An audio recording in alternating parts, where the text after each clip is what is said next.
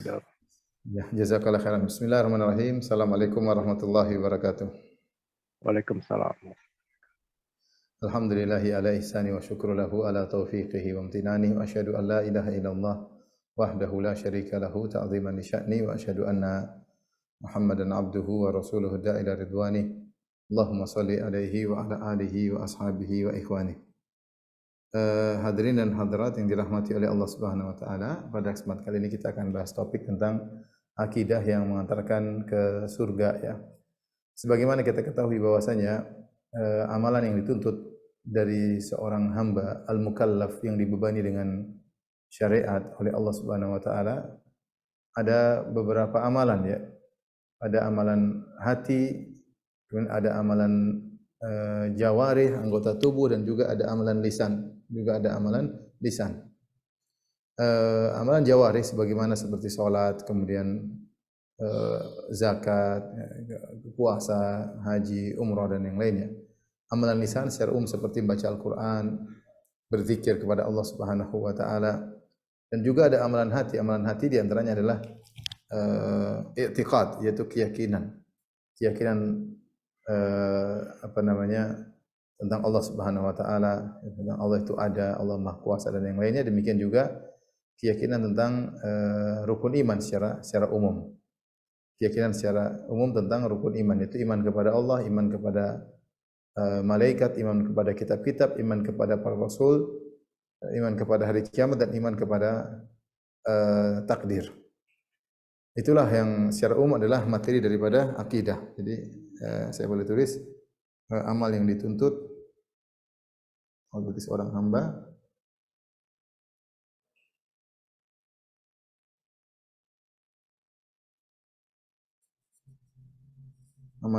dari seorang hamba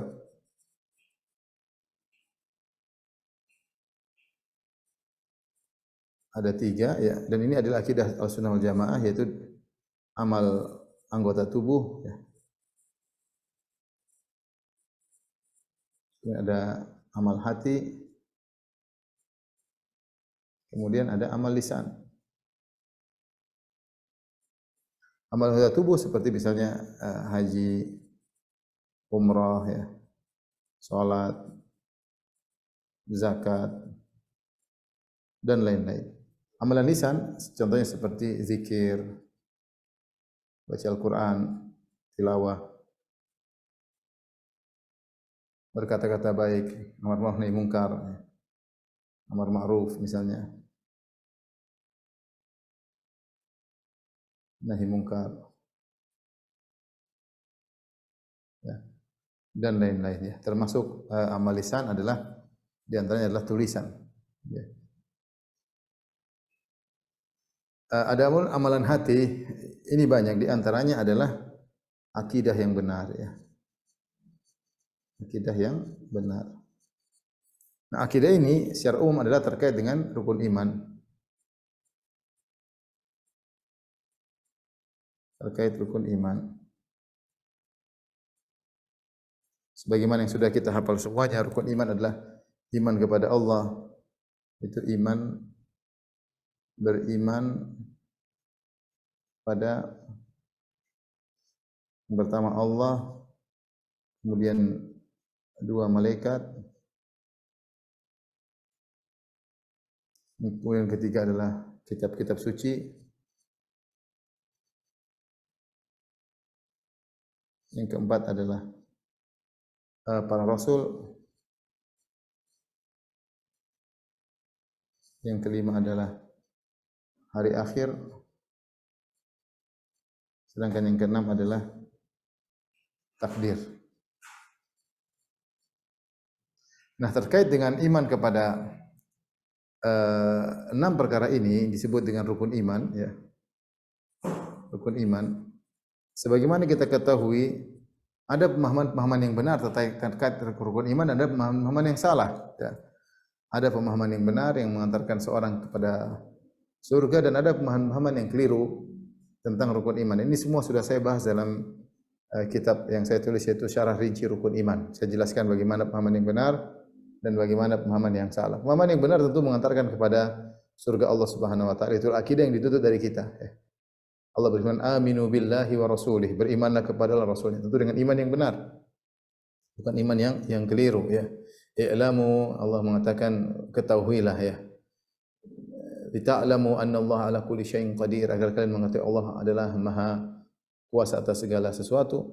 Wa anna Allah qad ahata bi kulli syai'in ilma, dan bahwasanya ilmu Allah meliputi segala sesuatu. Ternyata Allah menyuruh kita meyakini bahwasanya ilmu Allah meliputi segala sesuatu. Ternyata ada penyimpangan yang keliru. Dia mengatakan bahwasanya Allah tidak mengetahui seluruhnya. Allah hanya mengetahui makhluk secara global, tidak secara detail, dan macam-macamnya. Demikian juga masalah hari akhir. Ada juga yang menyimpang. Kalau kita disuruh beriman bahwasanya manusia akan dibangkitkan jasad dan ruhnya, maka sebagian orang ada yang meyakini yang dibangkitkan hanyalah ruhnya, dan itu merupakan kekufuran. Ini contoh mereka bicara tentang rukun iman tapi keliru. Takdir pun demikian. Takdir kita beriman bahwasanya segala yang terjadi baik maupun buruk sudah ditakdirkan oleh Allah Subhanahu wa taala. Sementara sebagian orang mengatakan tidak. Yang baik saja yang ditakdirkan oleh Allah, yang buruk tidak ditakdirkan oleh Allah Subhanahu wa taala. Atau mengatakan Allah hanya mengetahui, namun Allah tidak pernah mengeksekusi semua yang terjadi di alam semesta. Apalagi tentang Allah, orang mengatakan kami beriman kepada Allah, namun ternyata banyak di antara mereka yang masih melakukan kesyirikan, masih menyembah kepada selain Allah Subhanahu wa taala, masih kesyirikan meyakini ada yang mengatur alam semesta selain Allah Subhanahu wa taala, atau mendapatkan hak otonomi dari Allah Subhanahu wa taala untuk mengatur pantai selatan, untuk mengatur misalnya gunung Selamet dan macam-macam. Ini menunjukkan bahwasanya iman kepada rukun iman ini ya, ada yang benar ya. Ada yang beriman dengan cara yang benar.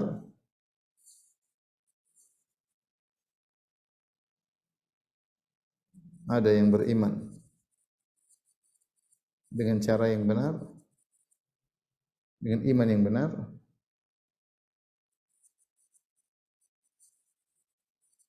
Itulah Ahlussunnah wal Jamaah. Dan ada yang beriman dengan iman yang salah,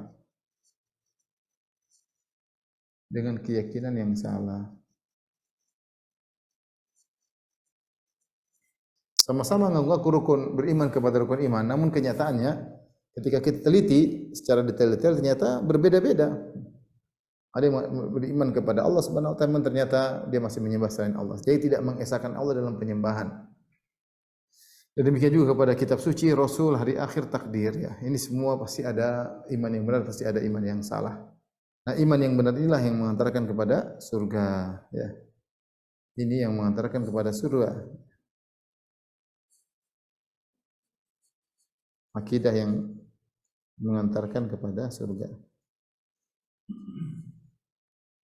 Kita kembali bahwasanya kita sebutkan tadi amal anggota tubuh, amal manusia hamba ada 3. Anggota tubuh, yang kedua amal lisan, dan yang ketiga amal hati. Di antara amal anggota tubuh, amal lisan, amal hati, maka yang paling agung adalah amal hati. Amal hati yang menjadi pusat perhatian paling utama ya. Ya makanya dalam hadis kata Nabi sallallahu alaihi wasallam, "Innallaha la yanzuru ila ajsamikum wala ila suwarikum walakin yanzur ila qulubikum wa a'malikum." Sesungguhnya Allah tidak memandang kepada rupa kalian, paras kalian, tapi yang Allah lihat adalah hati kalian, amal perbuatan kalian. Rasulullah yang mengatakan, "Inna fil jasadi mudghatan idza saluha saluha jasadu kullu wa idza saluhat saluha jasadu kullu wa idza fasadat jasadu kullu ala wa hiyal qalb." Sesungguhnya dalam tubuh manusia ada segumpal daging. Jika baik segumpal daging tersebut, maka baik seluruh anggota tubuh. Jika buruk, maka buruk pula seluruhnya. Ketahuilah dia adalah kalbu. Jadi amalan hati adalah amalan yang paling afdal dibandingkan dengan amalan anggota tubuh maupun amal lisan. Oleh karenanya dalam sebagaimana ketika kita akan beramal soleh, kita waspada, kita tidak sembarang beramal soleh. Maka terlebih lagi akidah, kita tidak boleh sembarang berakidah. Kita nggak mau mungkin bikin ibadah-ibadah sendiri. Kita nggak bikin sholat sendiri, ada bikin sholat versi sendiri, tidak ada contohnya, kita tidak mau bikin ya. Demikian juga tidak mau berzikir dengan zikir sendiri, amal lisan. Kita tidak mungkin lisan zikir dengan bikin metode zikir sendiri, ucapannya sendiri. Tidak, kita berusaha zikir dengan yang dicontohkan oleh Rasulullah SAW, mengikuti Al-Quran dan Sunnah. Demikian juga kita tidak mungkin ibadah dengan cara ibadah sendiri. Tidak mungkin, karena kita tahu tidak akan diterima oleh Allah Subhanahu Wa Taala. Misalnya sebagian orang yang sholat 2 rakaat setelah sa'i. Dalam aturan umrah tidak ada. Umrah itu yang ada 2 rakaat setelah tawaf. Lantas sebagian orang menambahkan 2 rakaat setelah sa'i. Kita bilang tidak ada contohnya. Nah, kalau masalah amal tubuh kita waspada, demikian juga amal lisan kita waspada, tidak sembarang kita beramal, kita ingin amal kita sempurna, apatah lagi masalah hati, apatah lagi masalah akidah. Kita tidak boleh berakidah sembarang tentang Allah Subhanahu wa taala. Tentang rukun iman kita enggak boleh sembarang berakidah. Kalau kita beriman dengan iman yang benar, maka ini mengantarkan kepada surga. Adapun jika dengan keyakinan yang salah, maka ini mengantarkan ke neraka. Ke neraka. Nah, ini yang pada ingin kita singgung pada kesempatan kali ini tentang bagaimana akidah yang benar. Ciri-cirinya apa sih akidah yang benar? Ciri-cirinya yang bisa mengantarkan kepada surga. Baik. Tapi kita lanjut. Ciri-ciri akidah yang benar.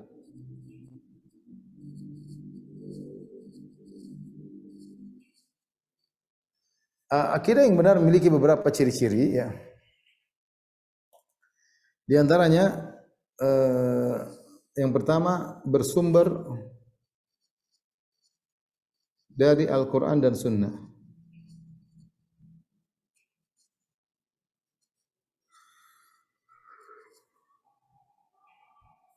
Pertama bersumber dari Al-Quran dan Sunnah, ya, karena akidah adalah perkara yang gaib dan sumber informasi kita tentang perkara yang gaib adalah Al-Quran dan Sunnah yang kita yakini kebenarannya.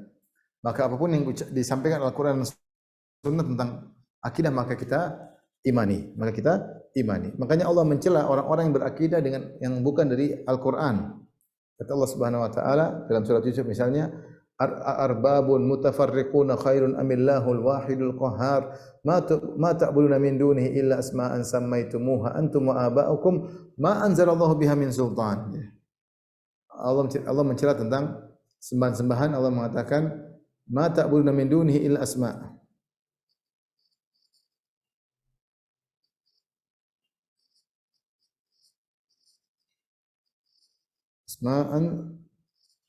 sammaitumuha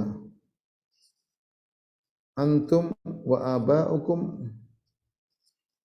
ma anzalallahu biha min sultan.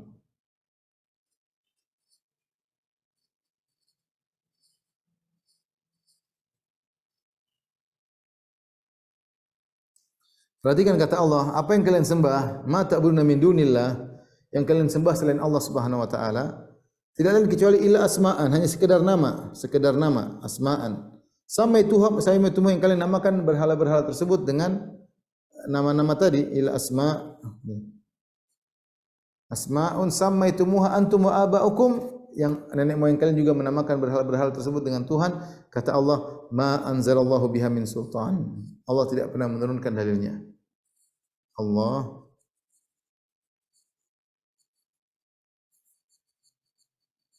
menurunkan dalilnya. Tentu demikian juga Nabi.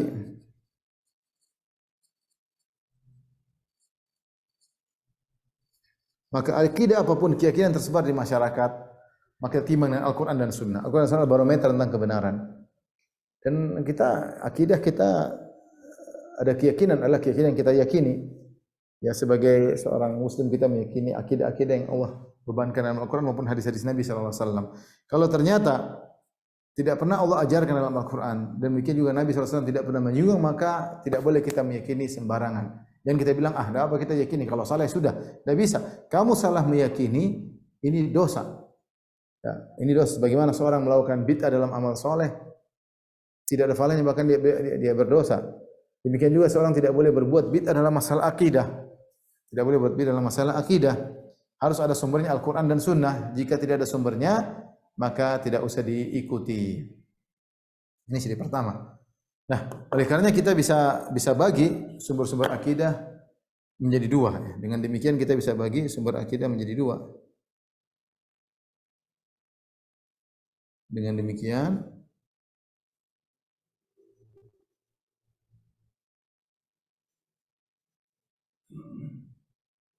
terbagi dua.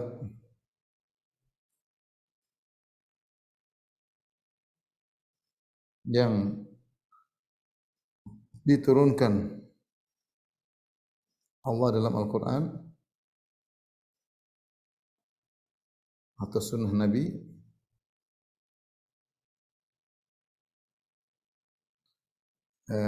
yang karya manusia atau jin, bukan dari Allah. Maka ini sebenarnya logika yang sangat sederhana. Kalau ada orang mengatakan begini, itu mana dalilnya? Al-Quran maupun Sunnah, mana dalilnya? Kalau ada kita terima, kalau enggak kita tidak terima. Karena akidah ini terbatas. Kita sebagaimana enggak boleh sembarang beribadah, kita juga enggak boleh sembarang berakidah. Karena akidah ini akan menjadi pertanggungjawaban kita di hadapan Allah, dan bahkan Allah lebih fokus memandang akidah seorang daripada amal solehnya. Baik, jadi ciri akidah yang benar yang pertama bersumber dari Al-Quran dan As-Sunnah.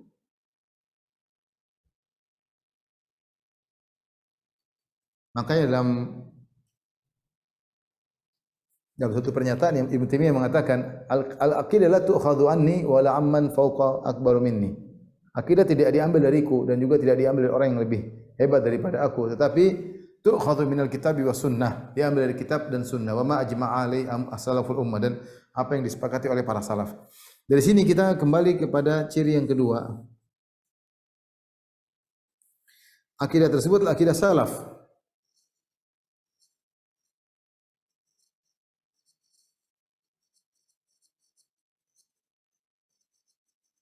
Yang diriwayatkan secara bersanad.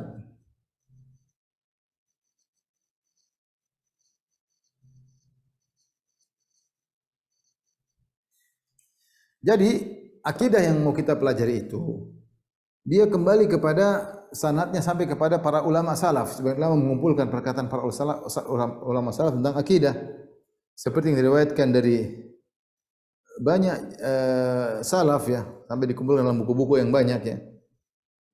Seperti dari akidahnya Umar bin Abdul Aziz, akidahnya Abu Amr al-Auza'i, akidahnya Abu Abdullah Sufyan bin Sa'id Ats-Tsauri, akidahnya Ibnu Mubarak, akidahnya Malik bin Anas, akidah Ibnu Mubarak, akidah Ahmad bin Zaid, akidah Sufyan bin Uyainah, i'tiqad Muhammad bin Idris Asy-Syafi'i dan seterusnya.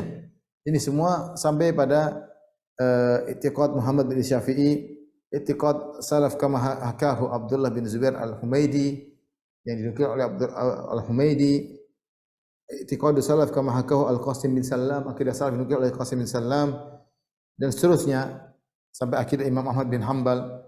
Maka kita tahu bahwasanya akidah tersebut sampai kepada kita dengan sanad. Nah, kalau kita tahu akidah kita adalah akidah para imamatus salaf, itu adalah akidahnya Syafi'i, Imam Malik, Imam Ahmad, Abu Hanifah. Bahkan sebelumnya akidahnya Umar bin Aziz, akidahnya Tsauri, akidahnya Ibnu Uyainah, akidahnya Malik, akidahnya Ahmad bin Zaid dan seterusnya. Maka kita tahu bahwasanya akidah tersebut akidah yang benar yang pernah dijunjung tinggi oleh para salaf. Adapun akidah ahlul bidah,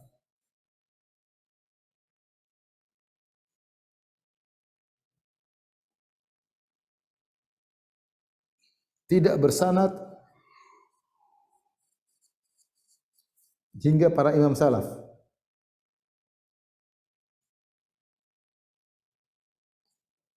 Justru kalau kita mau cek, ternyata akidah mereka kembali kepada tokoh Mu'tazilah, tokoh Jahmiyah, ya. Tidak kembali kepada para imam salaf, akan tetapi kembali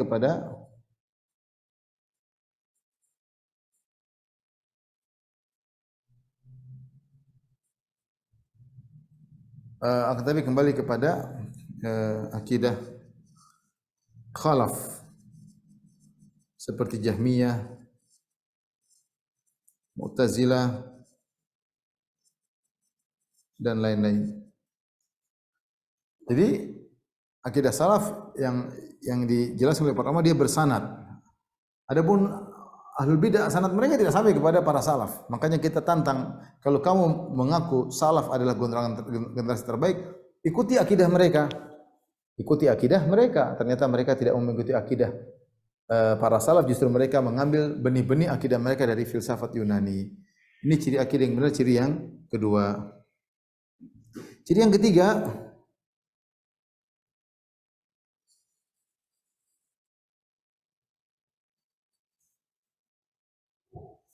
akidah salaf bersih dari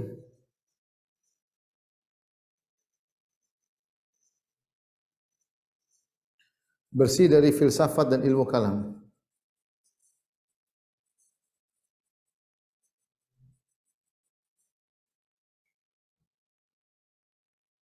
Sehingga mudah dipahami.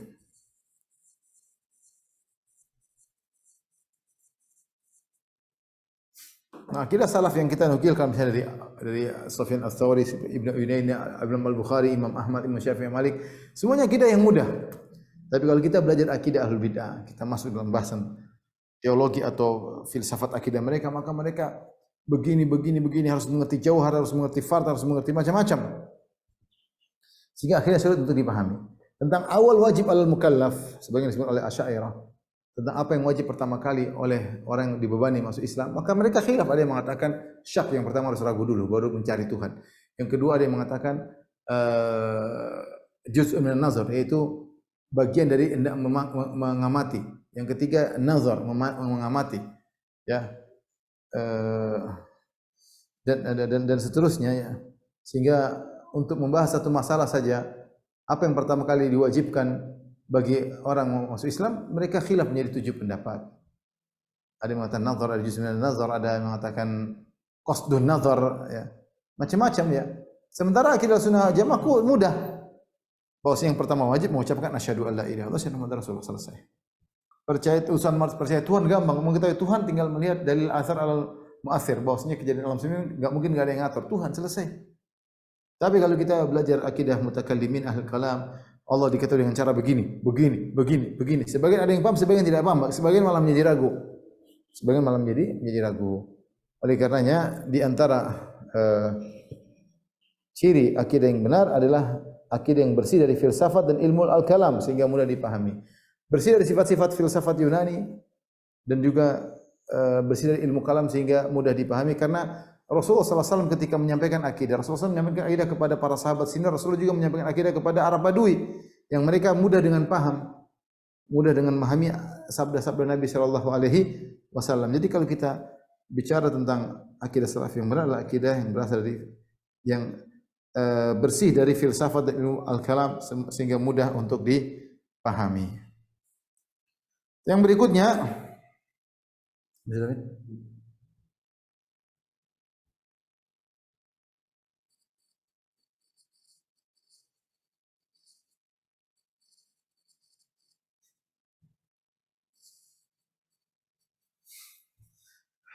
yang kelima,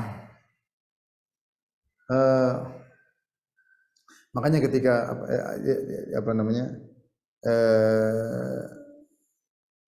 ketika Ibnu Jauzi menyebut tentang akidah, sebagian khalaf yang mengatakan kalau engkau ingin mengetahui tentang Tuhan, engkau harus mengerti apa itu jauhar, apa itu al-arad.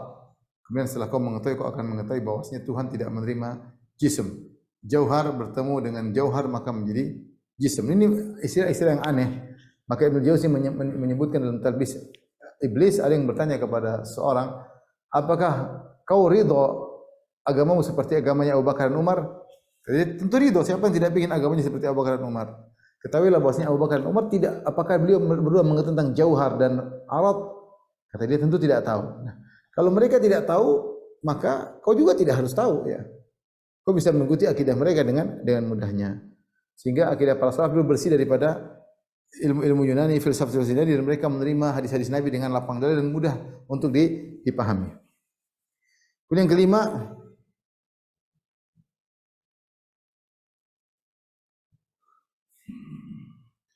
akidah ini bersih, tidak tercampur dengan ajaran agama yang lain.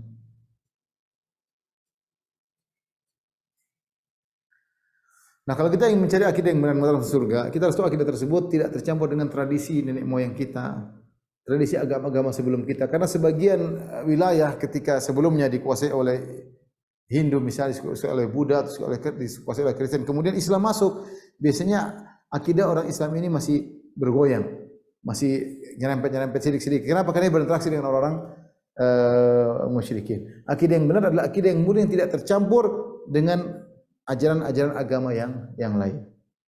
dengan dia sendiri sudah cukup untuk menunjukkan kebenaran. Tidak butuh bantuan disaksikan oleh agama-agama kitab-kitab suci yang lain. Kemudian yang keenam, ciri akidah yang membuahkan amal saleh, ya. Seperti misalnya akidah nomor 5, akidah yang bersih yang tidak tercampur dengan agama yang lain. Ada akidah Islam yang tercampur dengan budaya agama lain. Terkait dengan ruh misalnya, terkait penyembelihan kepada ruh. Sebagian kaum muslimin masih percaya itu, dianggap itu bagian daripada Islam. Ini contoh bagaimana akidah yang bersih tidak tercampur dengan ajaran-ajaran agama, itu akidah yang mengantarkan kepada surga. Sebentar ya.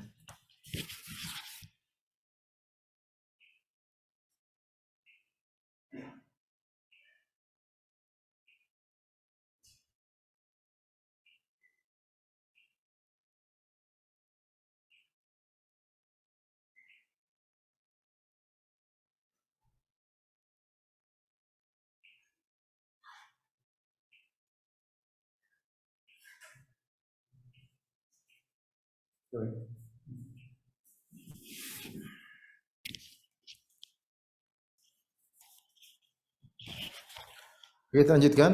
Jadi akidah yang mengantar kepada surga, akidah yang bersih yang tidak tercampur dengan agama-agama yang lain, ya. Karena kita tahu bahwasanya seperti di daerah kita di Indonesia sebelumnya ada agama lain, agama Hindu atau agama Buddha, yang ternyata terkadang masih ada sisa-sisa ajaran agama lain, ya. Hati-hati, seperti sisa-sisa ajaran agama Hindu atau Buddha. Seperti apa? Seperti sajian-sajian, terus pengagungan arwah terhadap roh-roh dan lain-lainnya. Ya, ini agama kita kalau ingin akidahnya bersih jangan tercampur dengan sisa-sisa ajaran agama, harus bersih. Karena agama kita akidahnya sudah benar-benar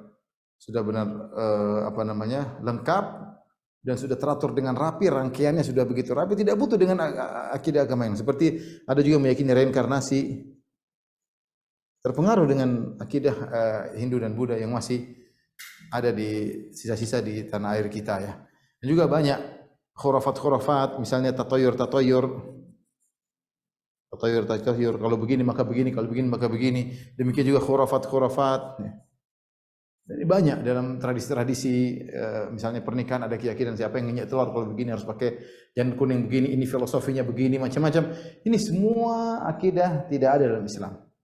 Dibersihkan. Kalau ingin akidah yang lurus yang mengantarkan pada surga harus dibersihkan dari sisa-sisa ajaran agama yang terdahulu. Kemudian yang poin yang sangat penting, bahwasanya akidah yang mengantarkan kepada surga, akidah yang benar adalah akidah yang membuahkan amal soleh. Bukan sekedar dipelajari sebagai wawasan, sebagai wacana dan wawasan. Ini harus diperhatikan, ya. Oleh karenanya, akidah yang benar harusnya menumbuhkan amal soleh yang baik. Makanya dalam hadis Rasulullah SAW menyebutkan tentang amal soleh. Misalnya Rasulullah SAW mengatakan, "Wala yajtami' asyuh wal iman fi qalbi 'abdin abada." Tidak akan berkumpul antara iman dan pelit dalam hati seorang hamba selama-lamanya. Artinya kalau orang beriman harusnya tidak pelit. Kalau dia beriman dengan iman yang benar, harusnya dia tidak pelit. Kalau dia pelit berarti imannya bermasalah. Akidah tersebut yang dia miliki ternyata tidak membuat dia, masih tetap membuat dia pelit, berarti akidahnya tidak kokoh. Akidahnya tidak kokoh. Contoh lagi seperti Rasulullah SAW bersabda, "Man kana yu'minu billahi wal yawmil akhir falyakul khairan aw liyasmut." Siapa yang beriman kepada Allah dan hari akhirat, maka hendaknya dia berkata yang baik atau dia diam. Kalau ada orang masih ceplas-ceplas ngomongnya, tuduh sembarang sini, cari masalah, ini dia berarti imannya kepada hari akhirat kurang. Karena Rasulullah berkata, "Man kana yu'minu billahi wal yawmil akhir." Siapa yang beriman kepada Allah hari akhirat, harusnya dia berkata yang baik atau dia diam. Ketika dia tidak bisa mengontrol lisannya, bicara seenaknya, nuduh sana sembarang, nuduh sini sembarang, menunjukkan akidah tentang hari akhirat kurang. Hari akhirat kurang. Karena akidahnya ternyata tidak menumbuhkan amal soleh. Akidah yang benar, akidah yang membuahkan amal soleh. Rasulullah SAW pernah bersabda dalam satu hadis, kata Rasulullah SAW, "Innakum satarawna rabbakum iyanan yaumal qiyamah iyanan kama tarawna al-qamar fi lailatul badr." Sungguhnya kalian benar-benar akan melihat Allah pada hari kiamat. Dengan mata kepala kalian, iyanan langsung berhadapan-hadapan. Muayanah, lihat langsung. Ya, kama tarawna al-qamar, sebagaimana kalian melihat rembulan di malam bulan purnama. Jelas benderang bulan tersebut dilihat secara jelas benderang. Kalian akan melihat Allah seperti itu. Setelah itu Rasulullah SAW mengatakan, "Fa ini sata'tum alla tughlabu ala salatin qabla tulu'i syamsi wa qabla ghurubiha faf'alu."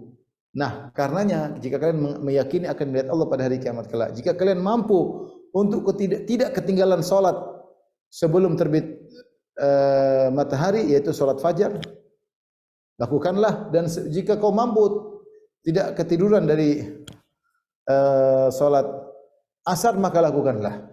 Itu Rasulullah SAW mengatakan konsekuensi dari meyakini bisa melihat wajah Allah, yaitu jangan ketinggalan salat. Ya, ini contoh-contohnya tadi. Konsekuensi beriman maka tidak pelit. Kalau dia masih pelit berarti imannya tidak bermasalah. Contoh lagi, konsekuensi beriman kepada hari akhirat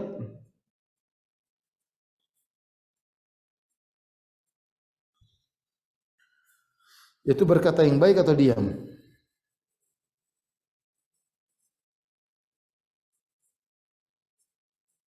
Ini contoh. Terus yang tadi saya sebutkan lagi, konsekuensi meyakini bisa melihat Allah.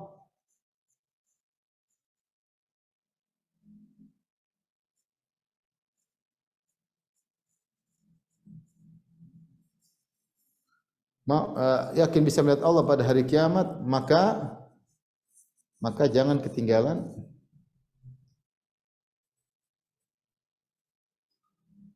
salat subuh dan salat asar.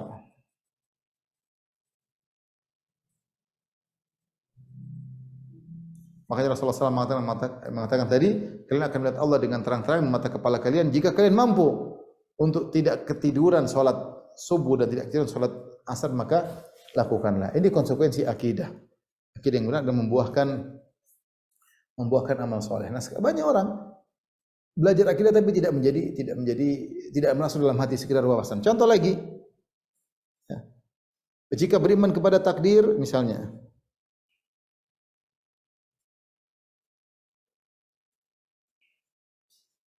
harusnya sabar.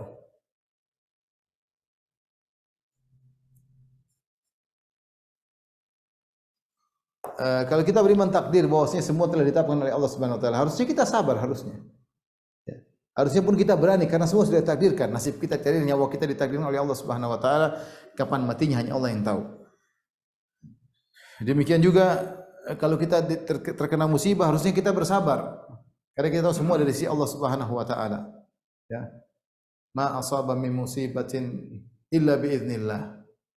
Wa may yu'min billahi yahdi qalbah.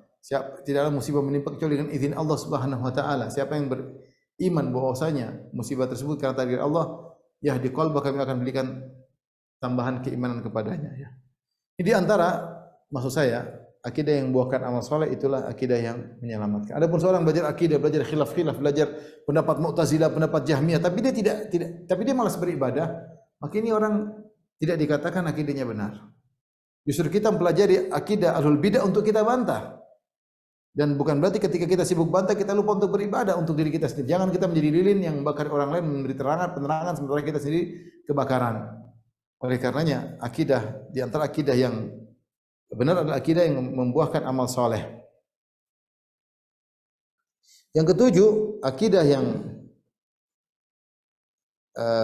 masukkan dalam surga adalah akidah yang bersih dari keraguan.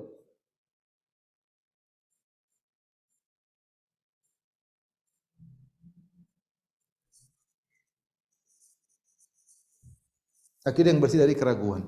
Namanya akidah, yaitu sesuatu yang ditekankan secara bahasa akidah. Akidah itu sampul yang diikatkan sehingga orang berakidah harusnya tidak boleh ragu. Kalau dia ragu-ragu, maka dia tidak dikatakan berakidah. maka tinggalkan banyak perdebatan.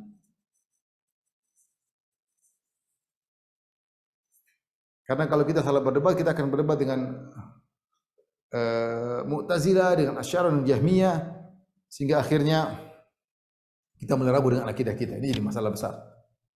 Terkadang syaitan untuk mengeluarkan seorang dari Islam tidak harus orang itu pindah agama, tapi ketika syaitan buat dia ragu sudah cukup membuat orang itu bisa keluar dari Islam. Ya, cukup buat dia ragu tentang ini, ragu tentang anu, ragu tentang ini, ragu tentang macam-macam, maka bisa mengeluarkan dia dari lingkaran Islam. Maka ini menuntut, ya, jangan kita terlalu banyak berdebat. Disebutkan bahwasanya man aktsarat siapa yang perbanyak munazarah aktsara tanaqqul, maka dia akan mudah berpindah dari satu keyakinan yang lain sehingga dia ragukan tentang keyakinan yang benar. Dan siapa yang bisa menjamin kita selalu di atas kebenaran? Maka tinggalkan banyak perdebatan, karena itu bisa membuat kita terpaksa memilih akidah yang salah dan menjadikan kita ragu dengan akidah yang benar. Maka tinggalkan banyak perdebatan. Karena itu bisa menimbulkan keraguan. Ini yang ketujuh. Kemudian juga maka tinggal perdebatan, maka tinggalkan syubhat. Syubhat ini dihembuskan oleh tokoh-tokoh, ya, sebagian mereka muslim, sebagian mereka non muslim, atau kerjasama antara muslim dan muslim yang belajar di luar negeri misalnya, kemudian pulang bawa syubhat, ya, misalnya, atau syubhat-syubhat yang berada di tanah di sebagian kaum muslimin tentang Allah, tentang sifat-sifat Allah. Maka kalau kita sudah yakin, ya, tinggalkan debat. Maka diriwayatkan dari sebagian salaf, ketika ada yang mengajak dia debat, dia mengatakan, saya sudah yakin, silakan kau dengan keraguanmu, saya sudah yakin, saya tidak mau debat dengan engkau. Sebagian salaf mengatakan, saya sudah yakin, saya tidak mau debat dengan engkau. Ngapain saya debat dengan engkau? Akhirnya kau bikin saya ragu. Dia enggak mau debat. Karena akidah itu yang disebut akidah yang benar, akidah yang yakin. Adapun akidah wawasan goyang-goyang itu bukan akidah. Akidah sesuatu yang terpatri dalam dada. Dan ini harus kita pupuk. Maka tinggalkan banyak perdebatan, tinggalkan syubhat, harus dipupuk. Diperkuat keyakinan tersebut dalam hati, harus diperkuat. Ini akidah yang benar yang mengantarkan kepada surga. Kemudian yang berikutnya, yang ke-8. Ini kayaknya yang terakhir. Akidah yang benar adalah akidah yang diimani secara keseluruhan.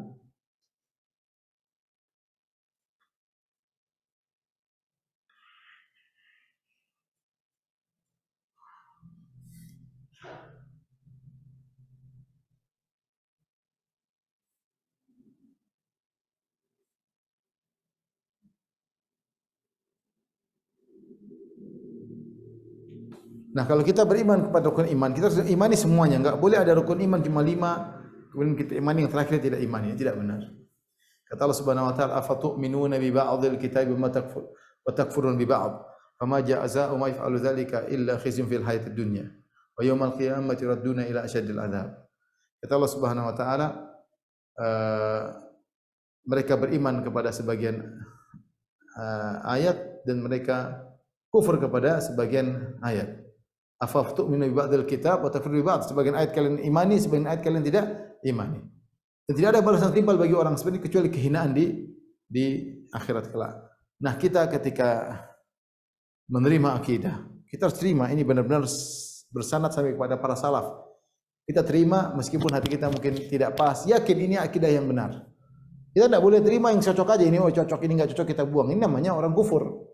Karena dia berarti yu'minuna bil ba'd wa yakfuruna bi ba'd. Mereka hanya beriman kepada sebagian dan kufur kepada sebagian. Ini yang kita khawatirkan ketika menimpa seorang, dia hanya memilih akidah yang sesuai dengan seleranya aja. Yang tidak sesuai dengan seleranya maka dia buang. Dan fenomena ini seperti semakin muncul di kalangan kaum muslimin. Ini mungkin 8 poin ikhwan dan akhwat yang rahmatillah subhanahu wa taala yang menjadikan akidah yang benar yang mengatakan pada surga itu punya ciri spesifik yang harus kita jaga. Di luar daripada ciri ini maka dia bukan akidah yang benar. Saya bacakan dari awal, kita refresh kembali, ya. Ciri akidah yang benar pertama bersumber Al-Qur'an dan Sunnah. Al-Quran dan Sunnah. Ya, karena selain dari Al-Quran dan Sunnah itu hanya dibuat-buat, yakini, pamali-pamali, khurafat-khurafat, ini tidak ada. Maka kita harus bersumber Al-Quran dan Al-Quran dan Sunnah. Jika ada akidah tidak dibawa Al-Quran dan Sunnah, maka dia tolak. Ada akidah bilang begini, dia tolak, tidak percaya. Kemudian yang kedua, akidah salaf tersebut diriwayatkan secara bersanad. Ya, dalam buku-buku banyak ya tentang riwayat akidah bersanad ya. Saya bisa sebutkan misalnya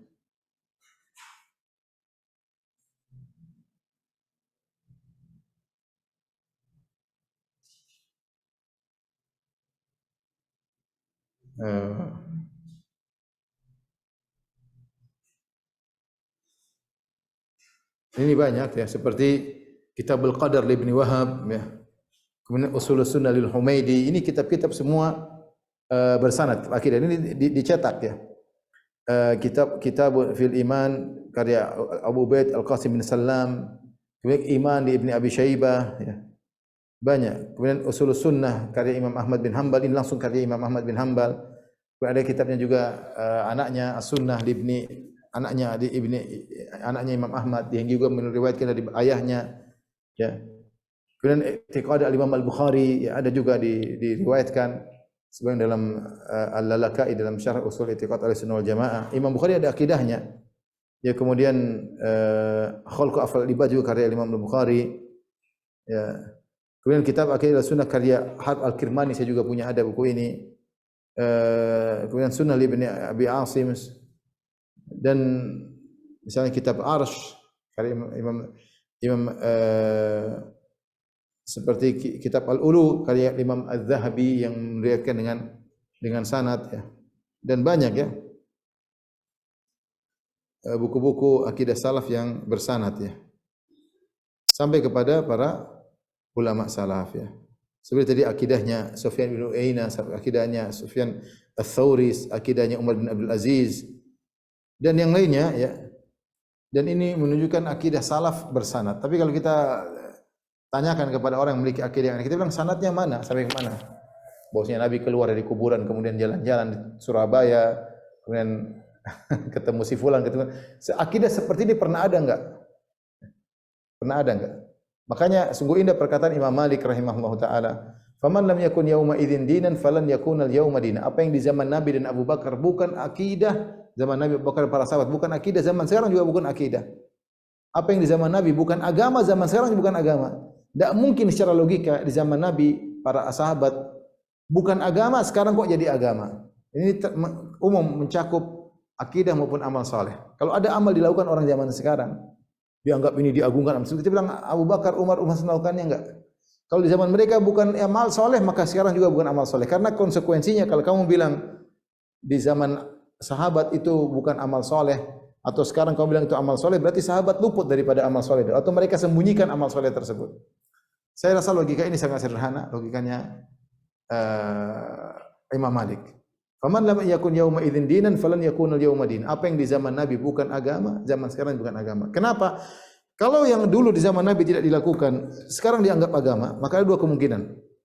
Misalnya satu amal mereka lakukan, dianggap sebagai agama.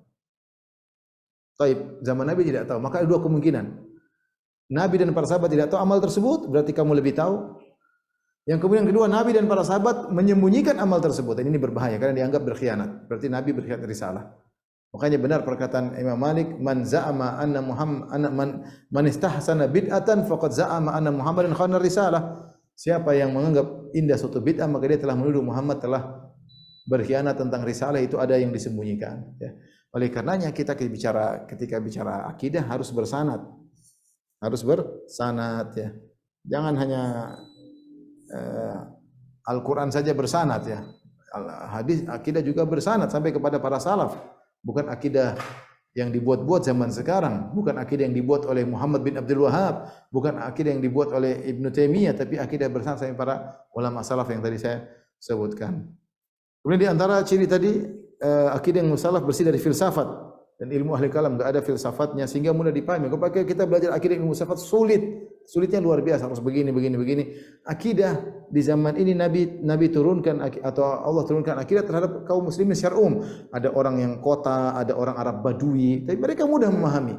Tidak ada mukaddimat yang surat tentang Allah Subhanahu wa taala. Allah jelaskan dengan mudah sehingga Islam ini mudah dipahami baik orang-orang kota maupun orang-orang Arab Badui. Tidak ada namanya untuk beriman kepada Allah harus pakai mukaddimah dari ilmu mantik, ilmu kalam. Maka semua akidah yang tercampur ilmu kalam akidah yang tidak benar. Yang kelima tadi akidah yang bersih dari ajaran-ajaran agama yang sebelumnya, ada masih sajian dan macam-macam, ini adalah sisa-sisa agama yang sebelumnya. Jangan kalau tercampur dengan akidah kita berarti akidah tersebut akidah yang salah. Akidah yang benar adalah murni dari itu semua. Kemudian yang keenam tadi akidah yang membuahkan amal soleh. Bukan hanya diyakini tapi ada amal soleh, konsekuensi dari akidah tersebut maka harus diikuti. Kemudian akidah yang bersih dari keraguan. Seorang berusaha memegang akidahnya karena akidah terpatri dalam dirinya, tidak boleh dia membuat dia ragu tentang akidahnya. Dia harus yakin.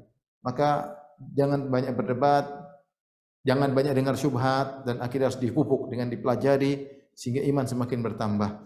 Dan yang terakhir, akidah harus diimani secara keseluruhan, bukan yang sebagian saja yang sesuai dengan hawa nafsu kita, yang tidak sesuai maka kita tolak. Yang sebagian masuk akal kita terima, yang tidak masuk akal kita tolak. Tidak, akidah semua kita terima ya.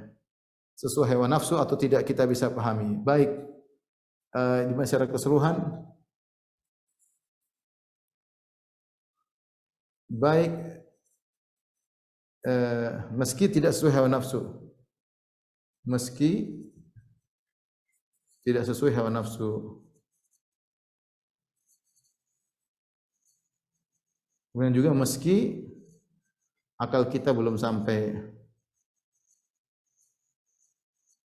kita harus imani secara totalitas komprehensif karena yang beriman sebagian dan menolak sebagian maka itu orang yang tidak benar ya.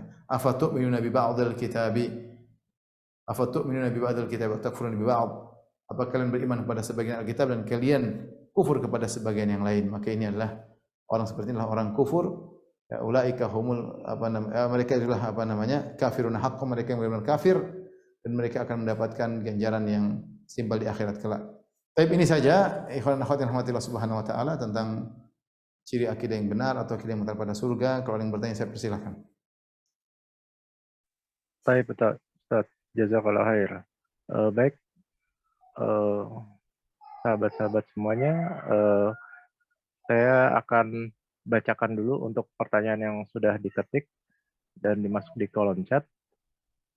Yang pertama itu Assalamualaikum warahmatullahi wabarakatuh Pak Ustadz. Afwan Ustadz izin bertanya, bagaimana dengan kedudukan hukum dalam Islam terkait dengan ijma dan qiyas? Mohon penjelasannya Pak Ustadz. Syukron Pak Ustadz, jazakallah khair. Ijma dan qiyas, ijma biasanya dibangun di atas Al-Quran dan Sunnah. Al-Quran dan Sunnah. Ketika mereka berijma, bukan mereka berijma tanpa ada suatu dalil ya. Itu ada suatu yang mereka sepakati, maka kemudian itu pasti ada sumber Al-Quran dan Sunnah semua mereka sepakati atau istimbat dari Al-Quran dan Sunnah. Ya, makanya kalau kita bilang ijma yang dinukil oleh para ulama biasanya tentang masalah yang sudah ada dalilnya. Seperti ijma bahwasanya misalnya kambing halal dimakan. Ya, ini sudah jelas ada dalilnya bahwasanya kambing halal misalnya. Ijma bahwasanya salat 5 waktu hukumnya wajib. Ini ijma terhadap perkara yang sudah ada dalilnya. Sehingga ijma itu tidaklah keluar dari Al-Quran dan Sunnah secara umum. Entah kepada ayat secara langsung hukum yang atau istimbat dari ayat maupun sunnah. Maka ijma yang muncul seperti ijma bahwasanya seperti Abu Hasan Asy'ari mengatakan para salaf ijma bahwasanya Allah di atas. Jelas Allah di atas, dalilnya banyak, cuma mereka ijma akan hal ini. Ya. Jadi mereka ijma di atas Al-Qur'an atau sunnah atau istimbat hukum dari Al-Qur'an dan sunnah ya. Demikian juga misalnya qiyas. Qiyas juga apa? Mengkiaskan yang tidak ada dalilnya kepada yang ada dalilnya. Sehingga demikian qiyas juga dibangun di atas Al-Qur'an dan sunnah. Dan ini biasanya pembahasan qiyas ini kepada yang diketahui ilahnya. Adapun masalah akidah kebanyakannya tidak ada qiyas karena ini masalah gaib, tidak diketahui ilahnya ya, secara umum demikian ya. Wallahu a'lam bishawab.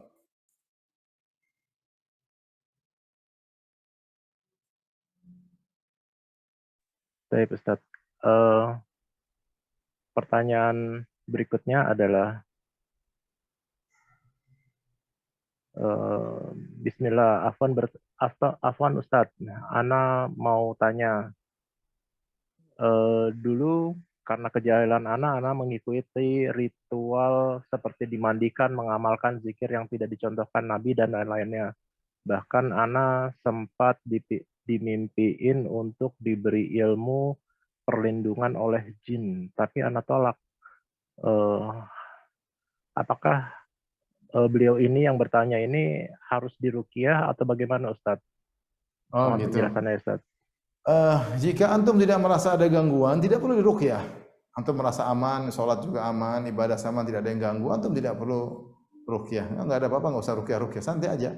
Jadi kalau antum merasa terganggu, ibadah susah, antum boleh meruqyah diri sebagai bentuk pengobatan. Antum ruqyah diri sendiri atau diruqyah oleh orang, boleh. Tapi kalau antum merasa aman saja, alhamdulillah. Ada orang yang dulu ikut acara-acara seperti itu, ilmu-ilmu begini, mereka hilang sendiri tanpa diruqyah. Mungkin jinnya tidak kuat, akhirnya keluar. Ada yang sembuh dengan ruqyah. Tapi intinya kalau antum tidak terganggu, tidak perlu diruqyah, enggak perlu. Antum banyak aja zikir pagi petang, banyak saja baca Al-Qur'an, banyak saja mengingat Allah Subhanahu wa taala. Kalaupun ada sisa jin, mudah-mudahan keluar dari tubuh antum karena dia tidak betah di atas dalam jasad yang selalu mengingat Allah Subhanahu wa taala. Wallahu a'lam bishawab. Baik Ustadz, ini sudah ada yang raise hand. Silakan di unmute untuk saudara Rahmat Wijaya. Nah, Ustaz. Assalamualaikum warahmatullahi wabarakatuh, Ustaz. Assalamualaikum. Jadi ada subhat yang disebarkan oleh sebagian orang, Ustaz. Jadi ada yang mengatakan bahwa kebenaran akidah adalah di mana kaum mayoritas ada di atasnya.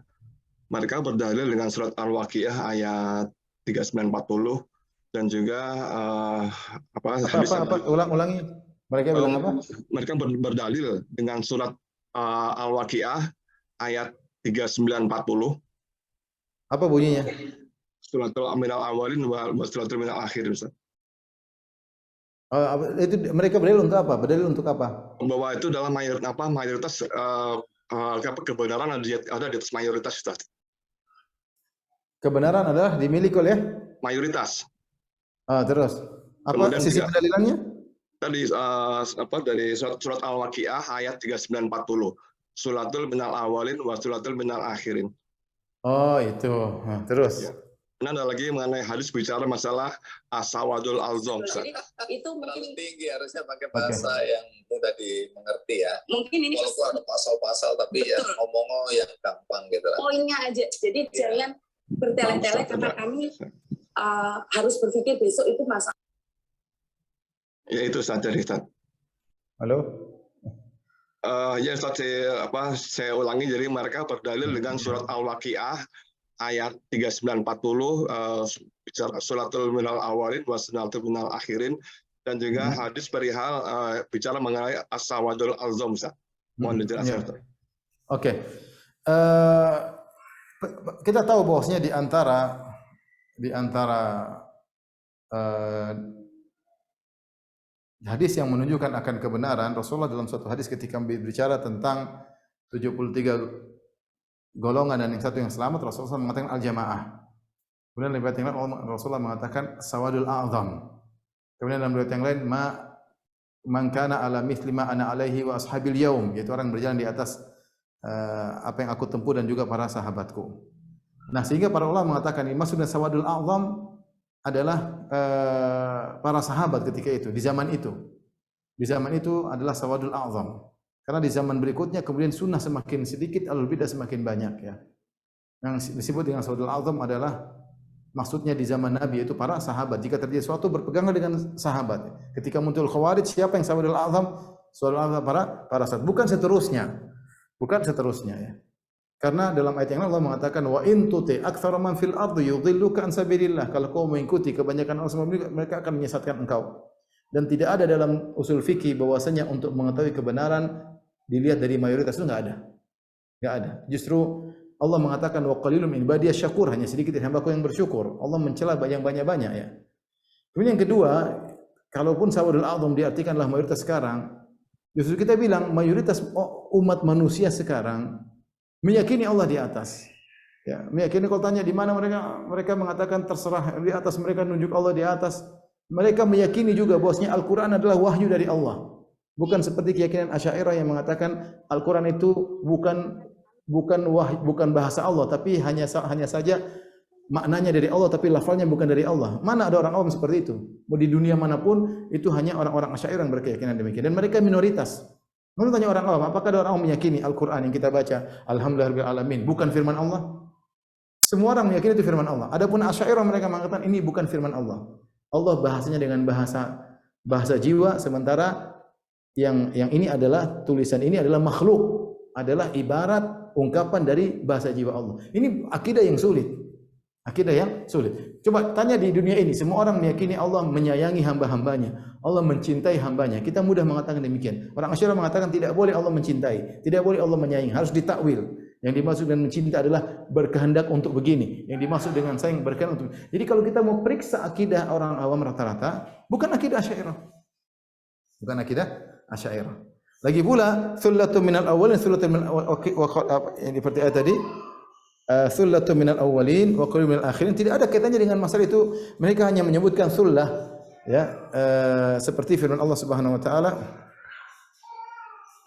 tentang wasabiquna sabiqun ulaikal muqarrabun. Sebagian besar dari orang-orang terdahulu dan segolongan dari orang-orang yang kecil dari orang kafir. Ini tidak ada hubungannya dengan banyak sedikit. Ini terkait dengan yang mau surga kaum muslimin yang ada, kemudian diambil yang banyak, yang dulu sedikit dari orang terdahulu atau banyak orang terdahulu, kemudian yang sedikit dari orang belakangan. Ya. Jadi bukan berarti sedikit banyak, bukan berarti mayoritas. Ini tidak bicara tentang mayoritas. Ya. Allah hanya mengatakan thullatun minal awwalin wa qalilun minal akhirin. Ini ayat sebelumnya, ayat 12 sampai ayat 13 tentang al-muqarrabun.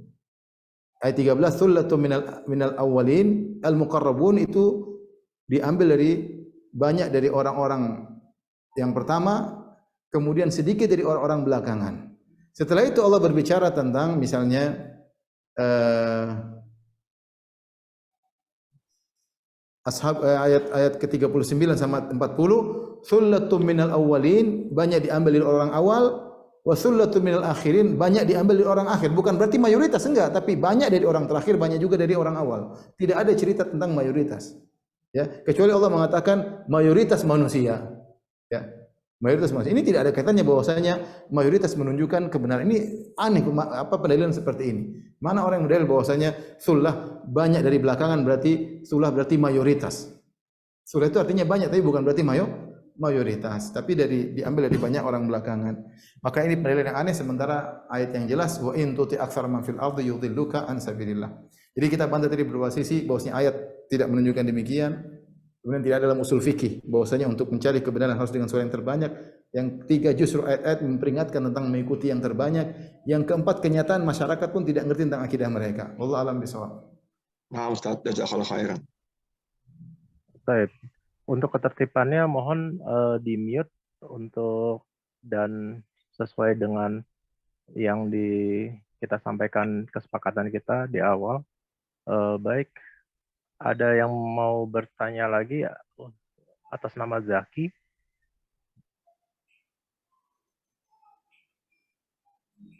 Oh, sudah lower hand. Baik Ustadz, terkait dengan banyak yang orang yang mengkiaskan tidak memahami mengenai cara metode untuk menafsirkan Al-Quran, kemudian dia mengkias-kiaskan dan sebagainya Ustadz. Apakah ada dalil mengenai orang-orang yang tersebut Ustadz? Karena sekilas Ana pernah baca itu ada hadis yang terkait dengan orang yang menafsirkan Al-Quran tanpa ilmu, maka dia akan masuk ke dalam dalam Sahih Ibnu Katsir disebutkan, intinya bicara Al-Quran tidak boleh tanpa ilmu. Al-Quran yang paling terbaik adalah Al-Quran ditafsirkan Al-Quran. Ini yang paling bagus adalah metodenya Ibnu Jarir At-Tabari dan juga Ibnu Katsir. Ketika menafsirkan, dia memasukkan ayat dengan ayat. Ayat yang ini Ibnu Katsir paling menonjol dalam hal ini. Kemudian tafsir Al-Quran dengan hadis. Kemudian kalau tidak ada tafsir Al-Quran dengan perkataan para sahabat. Atau tafsir Al-Quran kalau tidak lagi dengan bahasa secara konsekuensi bahasa. Nah, sekarang timbul misalnya Al-Quran, tafsir Al-Quran secara bebas tanpa memperhatikan kaidah-kaidah penafsiran, muncullah namanya hermeneutika, misalnya tafsir orang liberal yang mereka nafsir sesuai dengan hawa nafsu mereka tanpa kaidah. Al-Quran itu kaidah penafsirannya ada. Al-Quran atau Al-Quran dengan hadis atau Al-Quran dengan perkataan para salaf, para sahabat atau penafsiran secara konsekuensi bahasa. Ini maka inilah aturan yang benar. Adapun kemudian seorang loncat konsekuensi bahasa, tidak mengikuti penafsiran ayat yang lain, tidak mengikuti penafsiran hadis, tidak mengikuti penafsiran sahabat, kemudian loncat pakai bahasa, kemudian dia terangkan secara seenaknya, ini tidak boleh. Oleh karenanya banyak tafsir-tafsir sekarang menyelisih tafsiran para salaf, tafsir baru yang tidak pernah dikenal oleh para salaf, terutama tafsir orang liberal. Baik, mungkin kalau ada pertanyaan terakhir. Baik. Ada beberapa pertanyaan lagi, Ustaz. Afwan, bisa ada berapa waktu, Ustaz? 2 pertanyaan lagi, enggak apa? 2 pertanyaan. Baik, ada 2 pertanyaan ya diajukan oleh satu orang.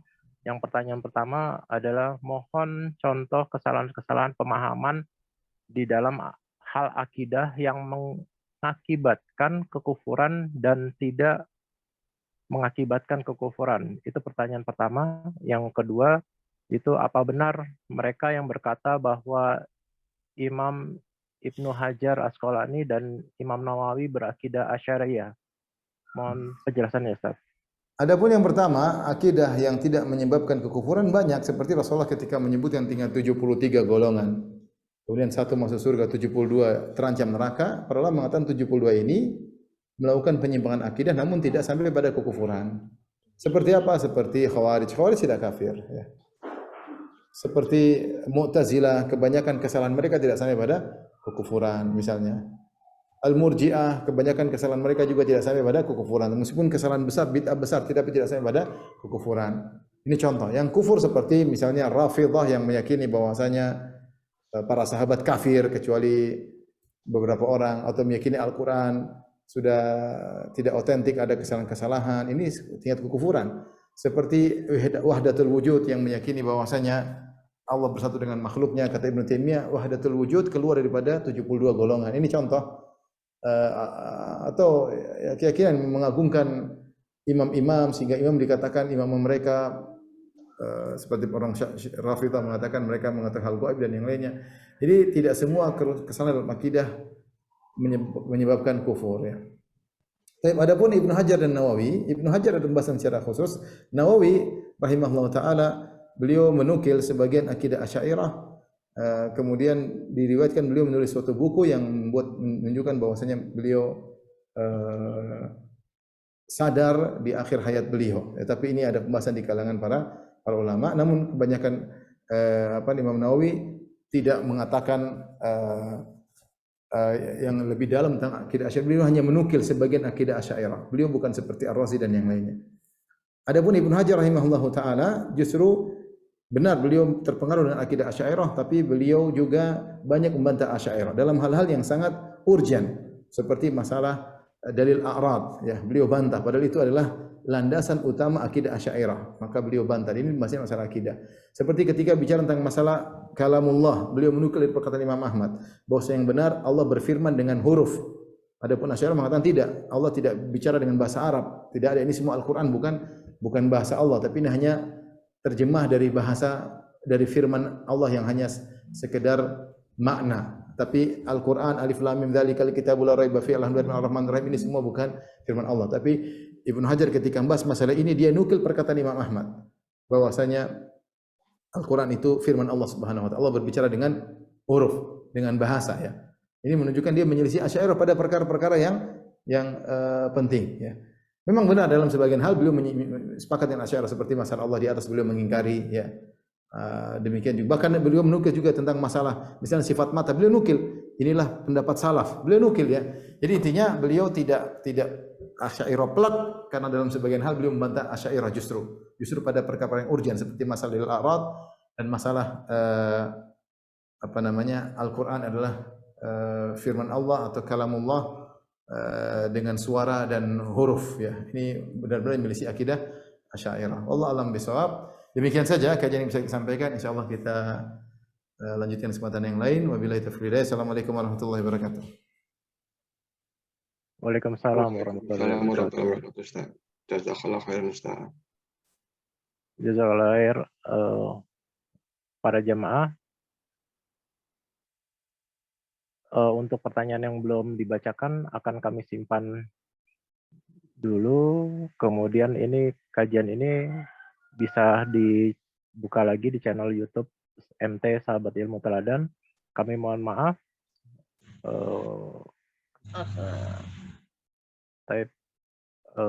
Kita baca doa kafaratul majelis. Subhanallah bihamdik asyhadu an la ilaha illa anta astaghfirullah wa atubu ilaik. Wassalamualaikum warahmatullahi wabarakatuh.